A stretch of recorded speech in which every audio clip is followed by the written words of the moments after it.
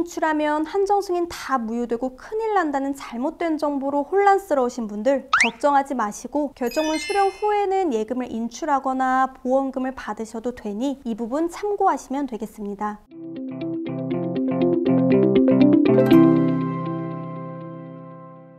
안녕하세요. 상속 전문 변호사 유지은입니다. 상속 포기는 신청의 결정문만 받으면 채권자들에게 통지만으로 책임을 면할 수 있지만 한정 승인은 결정 후에도 채권자에게 알리고 청산하는 절차를 모두 마쳐야 한다는 건 다들 잘 알고 계실 텐데요. 오늘은 한정 승인 결정 후 어떻게 청산하는 게 나에게 유리한지에 대해 알려드리도록 하겠습니다. 한정승인 결정문을 받은 후 우선 해야 할 일은 채권자들에게 알리는 겁니다. 먼저 알고 계신 채권자에게는 고인의 사망과 한정승인 사실을 우체국에서 내용증명 우편을 통해 발송하면 되는데요. 내가 모르고 있던 채권자가 있을 수 있기 때문에 추후 보호받기 위해서는 신문 공고가 필요합니다. 한정승인 심판문을 받은 날로부터 5일 내에 망인의 주민등록상 최후 주소지에서 발행되는 일간신문에 2개월 이상의 기간을 정해 신문 공고를 해야 되고 공고 및 최고 절차를 완료하지 않았을 경우엔 추후 채권자들로부터 소송이 제기될 수 있으니 주의하셔야 합니다. 이렇게 채권자에게 알리는 과정을 마쳤다면 이제 상속재산으로 상속채무를 청산해야 하는데요. 상속재산을 채권에게 비율대로 정리하게 되는데 이때 재산분배의 방법으로 임의청산과 상속재산 파산이 있습니다. 둘을 간단히 비교하자면 임의청산은 상속인이 스스로 상속재산을 처분해 채무를 정리하는 방법이고 파산신청은 법원의 요청에 지정된 파산관제인이 대신 상속재산을 처분하는 차이라고 볼 수 있습니다. 각각의 장단점이 있는데요. 먼저 임의청산은 상속인이 법원에 따로 통하지 않고 채권자들과 직접 협의해 배분해주는 방법입니다. 채무보다 재산이 많을 때, 상속재산이 금융재산만 있을 때, 채권자의 수가 적거나 관계가 복잡하지 않을 때 쓰이는 방법인데요.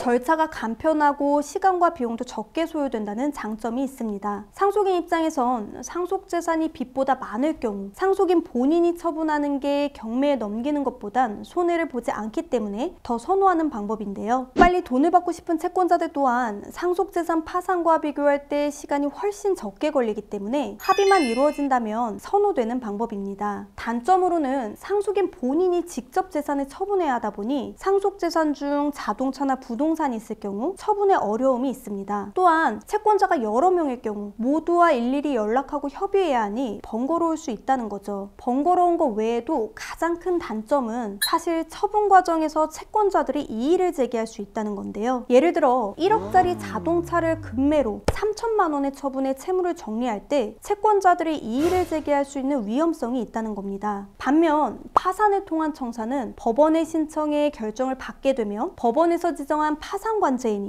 모든 업무를 알아서 처리해주기 때문에 상속인 본인은 편하다는 장점이 있습니다. 파산관제인이 재산을 처분하는 과정에서 모든 채권자의 동의를 얻어 진행하기 때문에 추후 이견이 나올 위험도 없습니다. 단, 파산을 통한 청산은 상속재산이 빚보다 적어야만 신청이 가능한데요. 단점으로는 기간이 1년에서 2년까지 소요될 수 있습니다. 준비해야 할 서류도 복잡하고 사건 진행 과정에서 법원 출석도 필요하며 비용 또한 임의청산보다 더 발생한다는 단점도 있습니다. 두 방법에 대해 간단히 정리해보자면 임의청산은 간편하고 시간과 비용이 절약되지만 처분 과정에서 채권자의 이의가 있을 경우 청산이 어려워질 수 있다. 파산을 통한 청산은 파산관제인이 문제없이 처리해주기 때문에 본인이 신경 쓸 일이 매우 적으며 부동산이나 기계 등을 처분하는 어려움에서 벗어날 수 있지만 절차가 상대적으로 복잡하고 기간이 오래 걸린다고 요약해 볼 수 있으니 본인에게 유리한 청산 방법을 선택하시면 되겠습니다. 마지막으로 한정승인 청산 과정에서 많이들 궁금해하시는 상속재산 인출 시기인데요. 이미 인출하면 한정승인 다 무효되고 큰일 난다는 잘못된 정보로 혼란스러우신 분들 걱정하지 마시고 한정승인 결정 받으면 어차피 그 상속재산 역시 채무 갚는 데 쓰셔야 하기 때문에 결정문 수령 후에는 예금을 인출하거나 보험금을 받으셔도 되니 이 부분 참고하시면 되겠습니다.